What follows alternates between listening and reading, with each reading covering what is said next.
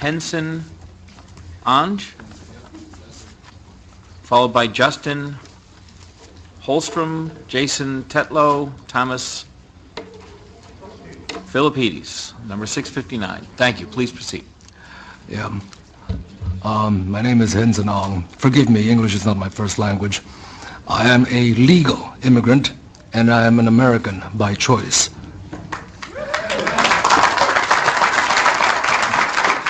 Thank you for giving me this opportunity to express my opinion and give my testimony in opposition to the majority of the proposed bills which do nothing to deter future crimes.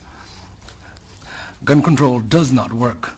Your own history is replete with high school rifle teams, Boy Scout, marksmanship merit badges. You could buy rifles at the hardware stores. You could order them, mail order, delivered to your home.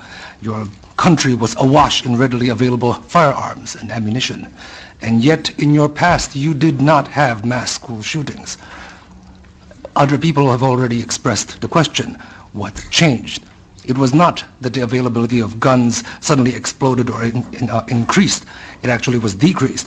What was changed was societal decay.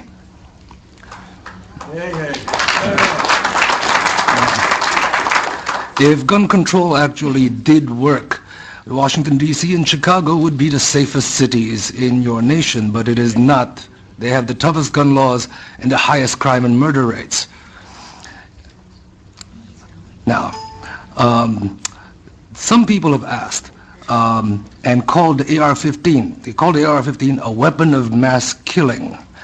Well, it turns out that there are a few government agencies which disagree with that characterization. The Department of Homeland Security has stated that a rifle chambered in 5.56 NATO with a 30-round magazine is suitable for personal defensive use. I have documentation on that. It is HSCEMS-1212-00011, solicitation for the Immigration and Customs Enforcement Agency. Now, who needs an AR-15 with 30-round mags? That question has also been brought up. And I would like to put forward that had the Koreans in the LA riots not had AR-15s and AK-47s with 30-round magazines and Ruger 30s, their businesses would have been burned to the ground like all of the other businesses in their neighborhoods. Theirs stood because they stood their ground. I would also put forward the conjecture that had the 10,000 students at Tiananmen Square not been unarmed, things may not have resulted in so many of them disappearing. In your own laws, United States versus Miller, 309, U.S. 174, 1939, it was made clear that the type of firearms protected by the Second Amendment were those specifically useful and common for military use in defense of the state. I would like to note that the state is not the government. The state is the people. In Lewis, excuse me, Mr. Ong, if you would.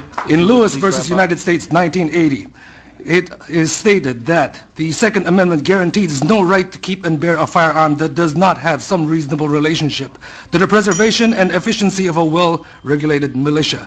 It has nothing to do with hunting. The militia, as per the debates in the convention, shows plainly enough that it is composed of all males physically capable of acting in concert for common defense.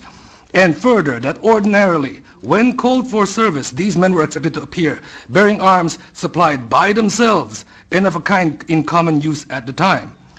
The AR-15 is the most common and popular rifle in America at this time. Would you please wrap up? I will wrap up. I would like to wrap up with a statement from Judge Andrew Koznitsky in Silveria vs. Lockyer, 2003. My excellent colleagues have forgotten these bitter lessons of history. The prospect of tyranny may not grab the headlines the way vivid stories of gun crime usually do, but few saw the Third Reich coming until it was too late. The Second Amendment is a doomsday provision, one designed only for those exceptionally rare circumstances when all other rights have failed. A free people can only afford to make this mistake once. Thank you.